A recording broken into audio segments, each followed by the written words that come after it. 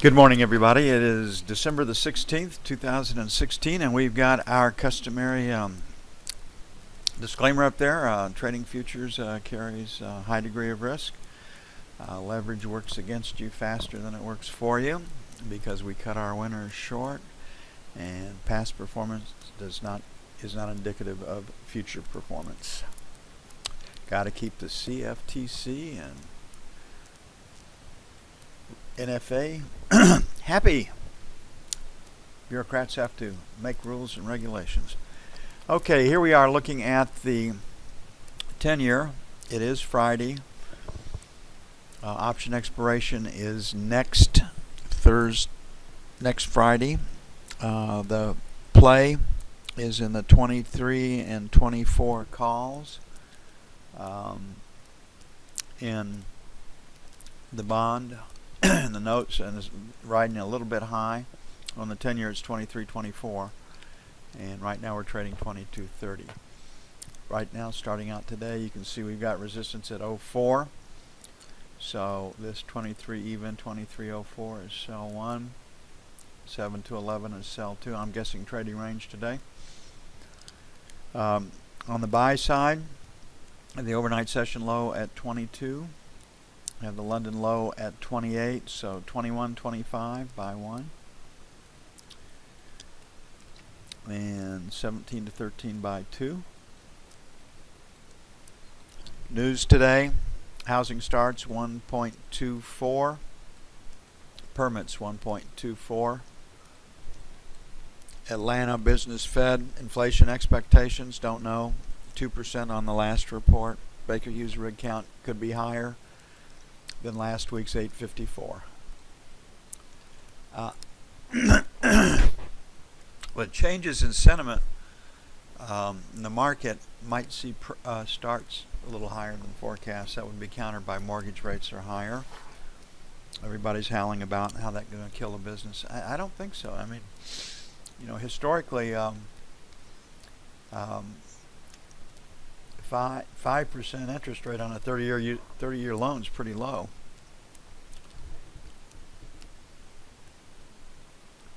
What kills the housing market is good jobs and the lack thereof. Jobs where you can afford to buy a house.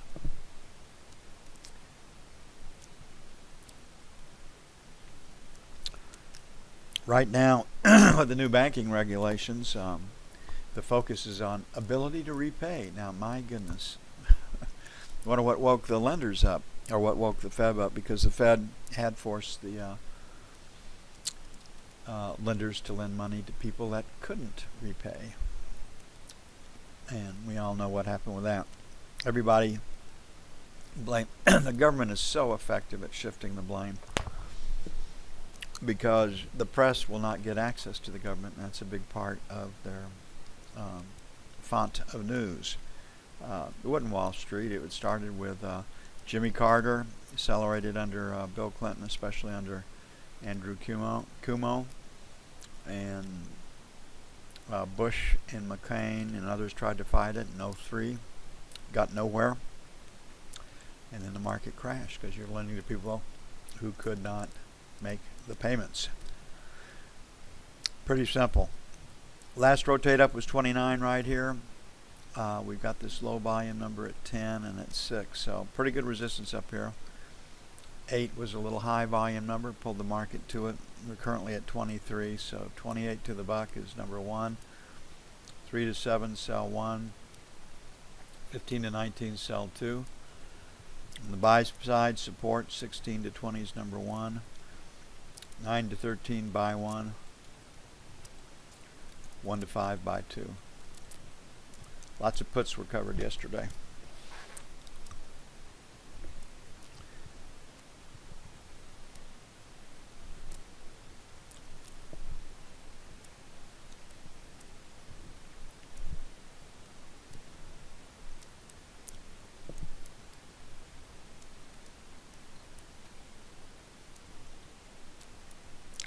Gold came back a little bit last night. Currencies were back a little bit after what's happened to the dollar.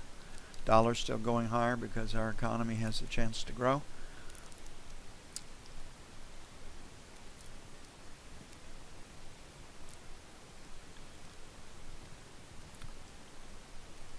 So here we are. We had highlighted these points yesterday. Kind of got right into the middle of it.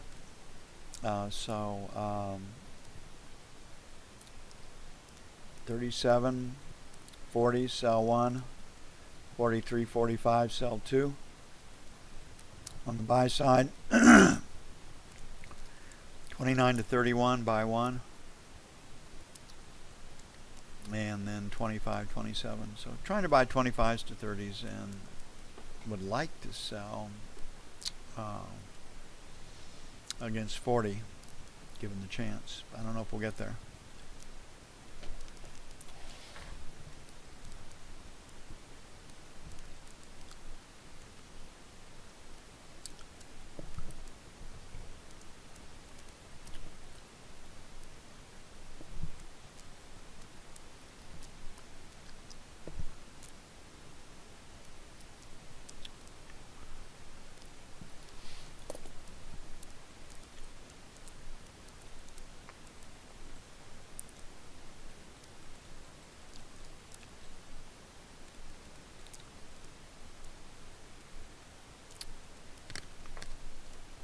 Okay, we have 104.70, and I think yesterday we had a 450 was our number 2 sell, so we got through that pretty handily. So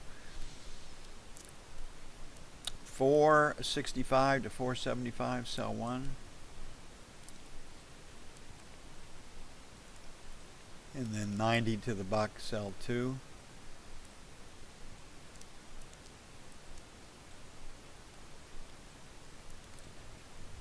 On the buy side, bottom of value is 26, so 104.25, buy 1. And then we'll make 104 even, 104.10, buy 2.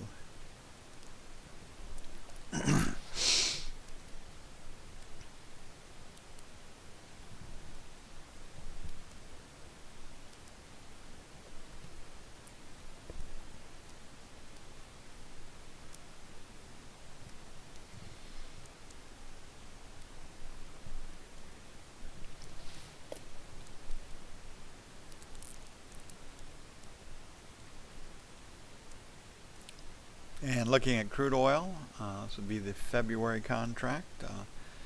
Premiums plus 70. It varies between plus 40 to about plus 70, depending on what the outlook for the market is. The higher the volatility and the more uncertainty, the bigger the spread. The lower the volatility, the more certainty, like no OPEC meetings coming up. Right now we've had our OPEC meetings, and the issue is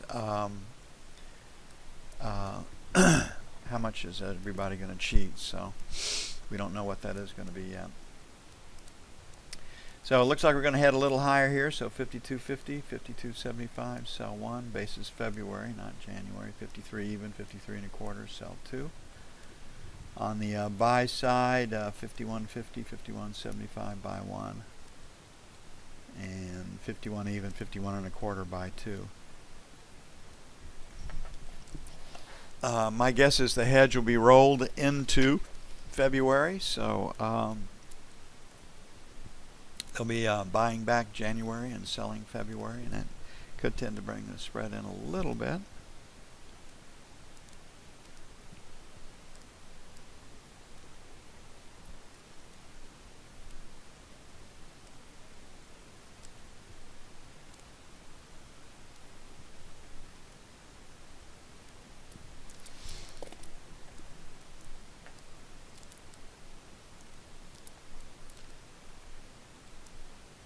And looking at the E-mini, went back, and we'll go over this later in midday today, looking at where the option play was yesterday.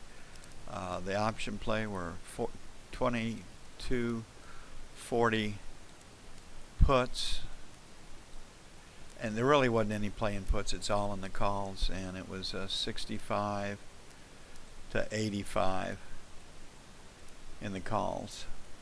And if you put those two together, that would give you a 60 to 50 close today.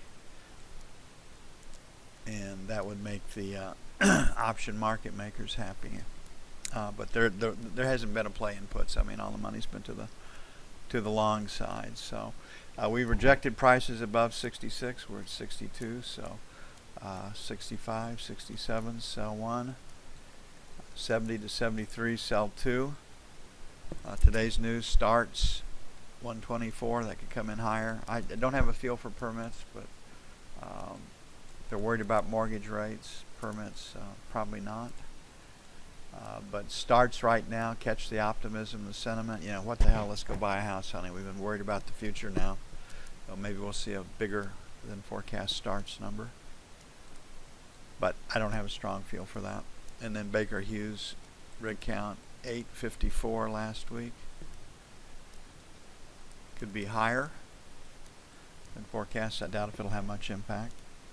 55, 57 for buy on the E-mini, buy 1. 50 to 52 for buy 2. Triple witching hours used to be pretty volatile affairs as the big players would come in. They tend to have fairly tight trading ranges.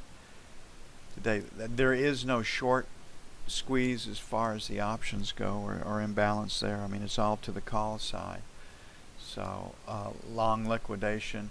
I'm profitable in my calls, whichever ones I bought. I'll be liquidating those today and putting some money in the bank. That tends to pressure the market.